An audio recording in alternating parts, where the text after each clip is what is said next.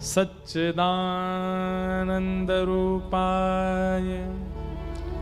विश्वोत्पत्त्यादिहेतवे तापत्रय विनाशाय श्रीकृष्णाय वयं नमः। यं प्रव्रजन्तमनुपेतमपेतकृत्यं द्वैपायनो विरहकातरया जुहाव पुत्रेति तन्मयतया तरवोऽभिनेदु तं सर्वभूतहृदयं मुनिमानतोऽस्मि। सच्चिदानंद रूपाय, भगवान के 3 रूप बताए गए हैं, सत्य, चैतन्य और आनंद। अनेक व्याख्याएं इस श्लोक की होती हैं, पर हमारे मन में एक अद्भुत व्याख्या आती है। सत्य परमात्मा को, परमात्मा सत्य है ये बात सब जानते हैं। सत्य परमात्मा को जिस दिन आपने चैतन्य मान लिया, उसी दिन से आपके जीवन में आनंद का प्रारंभ हो जाएगा। सच्चिदानंद रूपाय, बहुत ध्यान से सुनिएगा। सत्य परमात्मा को जिस दिन आपने चैतन्य मान लिया, चैतन्य मतलब अभी हमारे मन में कहीं ना कहीं भ्रांति आती है कि ठाकुर जी जड़ हैं। जैसे ये स्टैंड है जिस पर माइक है, ये क्या है? ये जड़ है। इसको फेंक दो, इसको पटक दो, इसको गर्मी में फेंक दो, इसको ठंड में डाल दो, इस पर कोई असर नहीं पड़ेगा। क्यों? ये जड़ है। लेकिन ठाकुर जी को जड़ ना मान करके चैतन्य, और मानना ना मानना वाली बात नहीं, वो जड़ है ही नहीं, वो साक्षात चैतन्य है। लेकिन कहीं ना कहीं हमारे मन में उनके प्रति जड़त्व की भावना होती है, जिसके कारण ठाकुर जी की सेवा, ठाकुर जी की कथा, ठाकुर जी की भक्ति हमको आनंद नहीं दे पाती। हमारा उनके प्रति कैसा भाव होता है कि ये तो जड़ हैं, ये तो मूर्ति हैं, ये तो पाषाण हैं, ये तो अष्टधातु हैं, ये तो प्लास्टिक के हैं, ये तो ऐसे हैं, ये तो वैसे हैं। और यही जड़ भाव ठाकुर जी के प्रति हमारे चित्त में आनंद को प्रकट नहीं कर पाता। आप कथाएं सुनते हैं, आप धाम दर्शन करते हैं, तीर्थ दर्शन करते हैं, पर फिर भी आनंद चित्त में क्यों नहीं है? क्योंकि आपने ठाकुर जी को चैतन्य नहीं माना। ठाकुर जी को चैतन्य माना।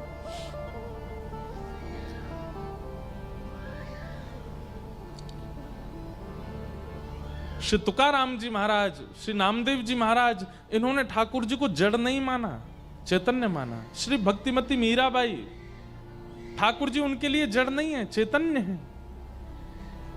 सब लोग इधर देखो, इधर देखो, यहां देखो, कथा सुनो।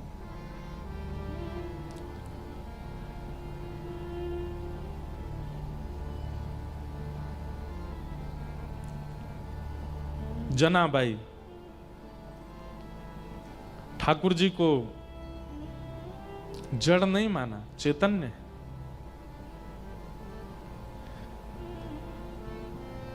ये भावना ही चैतन्य की आनंद प्रदान करती है। हमारे मन में कहीं ना कहीं ये भाव रहता है कि ठाकुर जी जड़ हैं, इसलिए आनंद का अनुभव नहीं हो पाता। हां, भजन करने में सुख मिलता है, नाम करने में सुख मिलता है, कथा सुनने में सुख मिलता है, पर सुख किसको कहते हैं? जो बहुत लंबे समय तक ना रहता हो व्याप्त, उसको सुख कहते हैं। और जो अनंत काल तक, अंतिम श्वास तक रहता है, उसे कहते हैं आनंद। आनंद तभी मिलेगा जब ठाकुर जी के प्रति चैतन्य भावना। अब जैसे भगवान नाम आप लोग लिखते हो, हरे कृष्ण कृष्ण कृष्ण हरे हरे, हरे राम राम राम। अब ये नाम आपका इसके प्रति शब्द बुद्धि है, इसके प्रति नाम बुद्धि है, इसके प्रति अक्षर बुद्धि है, इसलिए ये नाम आपको सुख नहीं देता। लेकिन एक एक शब्द के प्रति यदि चैतन्य बुद्धि हो जाए तो जब आप महामंत्र उच्चारण करेंगे आपका रोम रोम पुलकित हो जाएगा। ठाकुर जी के प्रति, ठाकुर जी के नाम के प्रति, ठाकुर जी की सेवा के प्रति, ठाकुर जी की कथा के प्रति जड़ बुद्धि मत रखिए। बहुत सुंदर बात है, ध्यान से सुनिएगा। कथा के प्रति शब्द बुद्धि नहीं। भुसावल में अमुक स्थान पर कथा हो रही है, व्यास जी वृंदावन से आए, कथा सुना रहे हैं, हम सुनने के लिए जा रहे हैं, प्रसाद पा करके आएंगे। शब्द बुद्धि नहीं। मन में यह धारण करके आइए कि आप भुसावल में एक सूक्ष्म वृंदावन प्रकट हुआ है, वहां जा रहे हैं, और वहां जाकर के व्यास जी जो बोल रहे हैं वो शब्द नहीं है, वो साक्षात कृष्ण हैं, और वो कृष्ण ही हमारे कर्ण रंध्र से भीतर प्रवेश कर रहे हैं। ये भावना जैसे ही आप धारण करके कथा में बैठेंगे, नेत्र खुल नहीं पाएंगे आपके, अविरल अश्रुधार गिरने लगेगी, रोम रोम पुलकित हो जाएगा। कथा के प्रति शब्द बुद्धि नहीं। नाम के प्रति आपसे कहा जाता है कि नाम जपो, आप नाम जैसे ही बोलते हैं, नाम बोलते ही आपके उसके प्रति अक्षर बुद्धि होती है, अक्षर नहीं, चैतन्य। जब आप कहो हरे कृष्ण तो आपके नेत्रों में ठाकुर जी का वह अद्भुत रूप प्रकट होना चाहिए। हरे कृष्ण दूसरी बार कहो तो दूसरा रूप प्रकट होना चाहिए। कृष्ण कृष्ण तो दो भिन्न भिन्न ठाकुर जी के अनन्य रूप प्रकट होने चाहिए। हरे हरे उनकी जय हो, जय हो। फिर हरे राम राम राम हरे हरे। जितनी बार ठाकुर जी का नाम उच्चारण करें उतनी बार एक छवि प्रकट होती है चित्त में, तो आपका नाम जपना सार्थक है। नहीं तो रट्टू तोता की तरह बन जाओगे। ठीक है, हमारे मानस जी में कहते हैं भाव कुभाव अनख आलसहु, नाम जपत मंगल दिश दसहु।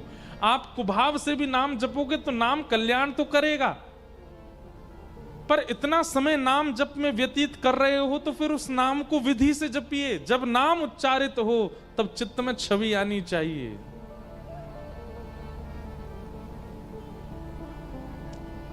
तब चित्त में स्वरूप आना चाहिए।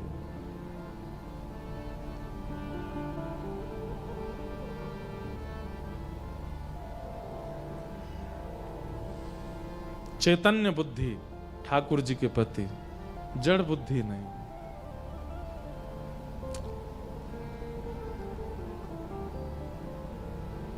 आप लोग कहते हैं, कई बार लोग मिलते हैं, महाराज जी सेवा का कोई नियम बताइए। हम ये कहते हैं ठाकुर जी को जिस दिन आप चैतन्य मान लेंगे उस दिन आपको किसी से पूछने की आवश्यकता नहीं है कि सेवा का नियम क्या है। चैतन्य स्वरूप ठाकुर जी का अपने आप सेवा कराएगा आपसे। वह व्यवहार, वह स्वभाव ठाकुर जी के प्रति जो आपका बन गया, वो अपने आप आपसे सेवा निवृत्त आपको सेवा में पहुंचाता रहेगा। वैष्णवों के प्रति मानव बुद्धि नहीं, वक्ता के प्रति मानव बुद्धि नहीं, गुरु के प्रति मानव बुद्धि नहीं, उनके प्रति हरिजन बुद्धि। ये ठाकुर जी के जन हैं, ये ठाकुर जी ही हैं, ऐसी भावना चित्त में आ जाए।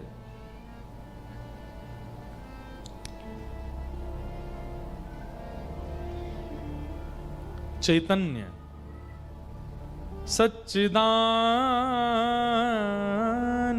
रूपाय विश्वोत्पत्त्यादि हेतवे तापत्रय विनाशाय श्री कृष्णाय वयं नमः। नामदेव जी महाराज रोज विट्ठल भगवान का दर्शन करने जाते थे। अब ये स्वाभाविक है कि महाराष्ट्र में आए हैं तो विट्ठल भगवान की याद तो रोज ही आएगी मुझको, इसके लिए मुझे रोकिएगा नहीं। क्यों रोकेंगे, आप लोग तो सब यहीं के हो। पर फिर भी कोई कहे यहां से तो बहुत दूर है, भैया प्रेम जब होता है ना तो वो देश भी अच्छा लगता है जहां प्रेमी रहता है। प्रेम जब होता है ना तो उस नगर में पहुंच जाना भी अच्छा लगता है जिस नगर में प्रेमी रहता है। प्रेम जब होता है, प्रेमी भले ही ना दिखे लेकिन उसके घर का रास्ता ही अच्छा लगता है कि ये रास्ता कितना सौभाग्यशाली, मेरे प्रेमी के यहां जाता है। प्रेम जब होता है तो प्रेमी को यदि गुलाब प्रिय, तो हमको कहीं गुलाब दिख जाता है, हमको अच्छा लगने लगता है। प्रेमी को यदि नीला रंग प्रिय, हमको कहीं नीला दिख जाता है तो उससे प्रेमी की याद आने लगती है। भले ही यहां से पंढरपुर बहुत दूर है, पर है तो ये उन्हीं का ही नगर, उन्हीं का ही क्षेत्र है महाराष्ट्र। कहां तक कहें,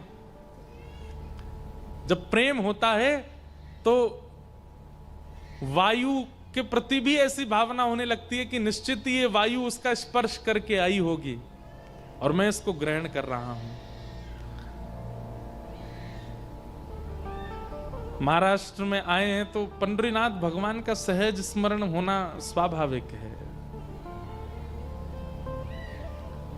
हमारे श्री भाई जी बोलते हैं, चलवा पिया के देश, चलवा पिया के देश, सजनी चलवा पिया के देश, ओ सजनी चलवा पिया के देश, ओ सजनी चलवा पिया के देश, ओ सजनी चलवा पिया के देश। ये देश महाराष्ट्र पंढरीनाथ जी का है। यहाँ उनका सहज स्मरण होना स्वाभाविक है। ऐसा लगता है यहाँ बहने वाली वायु उन्हीं को छू करके आई है, इसलिए उनका स्मरण कराती है। जहाँ नहीं मोह ममता की रजनी, जहाँ नहीं मोह ममता की रजनी, जहाँ ना बिछो है कलेश, जहाँ ना बिछो है कलेश,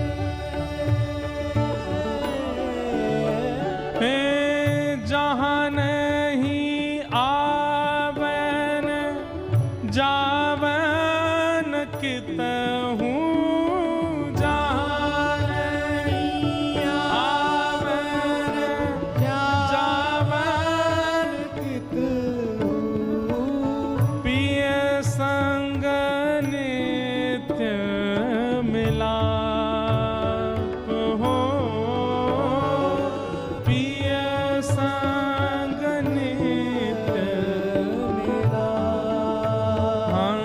सजनी चलवा पिया के देश, ओ सजनी चलवा पिया के देश। हाँ चलवा पिया के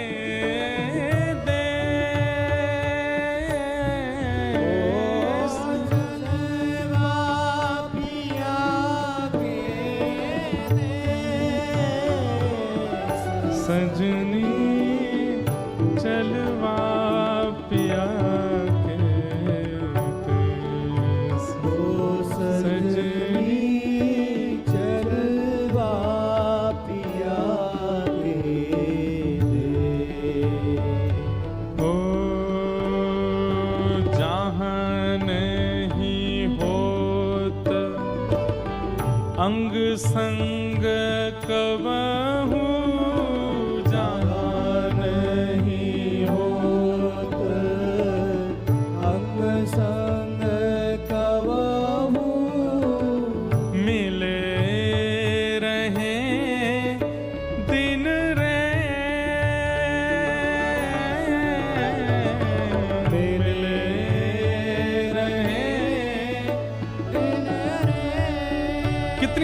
बात कहते हैं भाई जी कि जहां नहीं होत अंग संग कबहू मिले रहे दिन रैन। ये तो बात हम अपने ऊपर घटा करके आपको बता सकते हैं। हम आए भुसावल हैं, आए महाराष्ट्र में हैं, पर रोम रोम एक एक अंग को ऐसा अनुभव हो रहा है मानो श्री पंडरीनाथ के पास आ गए हैं, श्री विठल के पास आ गए हैं, श्री रुक्माई के पास आ गए। अभी उनको स्पर्श करने का, देखने का, दर्शन का भी सौभाग्य नहीं मिला है, लेकिन केवल महाराष्ट्र में आने मात्र से ऐसा अनुभव हो रहा है कि हम उन्हीं के समीप हैं। कानों को उन्हीं का स्वर सुनाई दे रहा है, नेत्रों को वही दिखाई दे रहे हैं, जीव उन्हीं को गा रही है। जहां नहीं होत अंग संग कबहू फिर भी मिले रहे दिन रैन।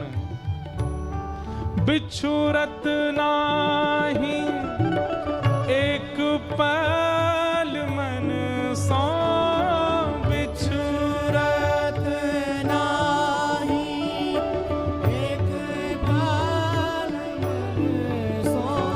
हे मृतक सजीवन में, मृतक सजीवन में।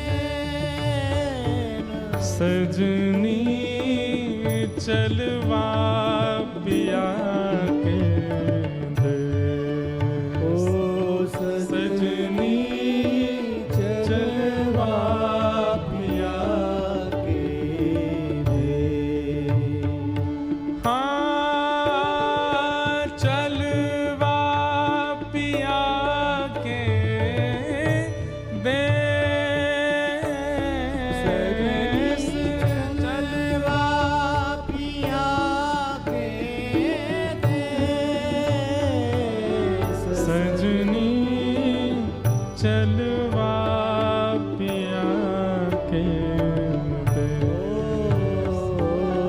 सजनी चलवा पिया के दे। हाँ, सजनी चलवा पिया के दे। ओ सजनी चलवा पिया के दे। हमारे पूज्य श्री भाई जी का ये भाव है, और ये भाव सार्थक होता दिखता है कि केवल नगर में आने मात्र से, प्रांत में आने मात्र से इष्ट की इतनी स्मृति बनना। तो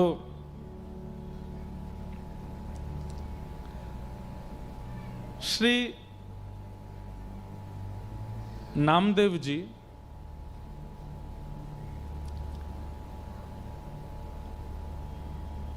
नित्य दर्शन करने जाते थे श्री पंडरीनाथ भगवान का। उनके चित्त में जड़ बुद्धि नहीं है, ठाकुर जी के प्रति चैतन्य बुद्धि है। हमारे मन में कहीं ना कहीं जड़ का भाव आ जाता है कि ठाकुर जी स्तब्ध हैं, जड़ हैं, पाषाण हैं, इसीलिए आनंद का अनुभव नहीं कर पाते। श्री गोविंद दास जी, चतुर्भुज दास जी, सूरदास जी, कुंभन दास जी, ऐसे अष्ट सखा हुए हमारे वृंदावन में, उनकी भी ठाकुर जी के प्रति जड़ बुद्धि नहीं है, चैतन्य बुद्धि है। और गीता में भगवान कहते हैं कि ये यथामाम प्रपद्यन्ते ताम तथैव भजाम्य हम।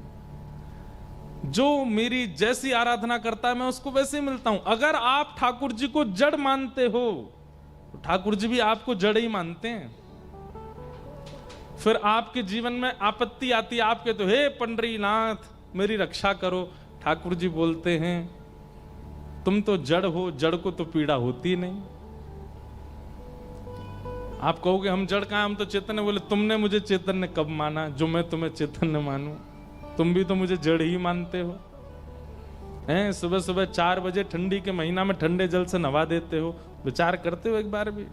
आपको लगता है कि ठाकुर जी तो जड़ हैं, नवा दो। तैयार करके चले जाते हो, एक बार भी विचार करते हो कि ठाकुर जी कमर पे थोड़ी ना एक मसनद लगा दें, अगर सहज होना होगा ठाकुर जी को ऐसे बैठ जाएंगे, थोड़े लेट जाएंगे? नहीं, तैयार करके खड़े कर दिए ठाकुर जी, पीछे कोई गदी भी नहीं लगा ठाकुर जी के, पूरे दिन खड़े रहते हैं बेचारे। रात में सुवाने से पहले सीधे ठाकुर जी को तकिया पे पड़ा दिए। ऐसे चुभने वाले वस्त्र भी हल्के नहीं करते, रात के सहज करते। क्यों? हमारे मन में भावना ऐसी, ठाकुर जी जड़ हैं, चैतन्य नहीं है। इसीलिए सुख नहीं मिलता, इसीलिए आनंद नहीं मिलता। सुख तो मिलता है, आनंद नहीं मिलता। तो सत्य परमात्मा को जिस दिन चैतन्य मान लोगे उसी दिन आनंद होगा। सच्चिदानंद रूपाय, ऐसे विश्व की उत्पत्ति पालन संहार करने वाले, तापत्रय विनाशाय, 3 प्रकार के तापों का विनाश करने वाले श्री कृष्णाय वयं नमः, ऐसे श्री कृष्ण को हम प्रणाम करते हैं।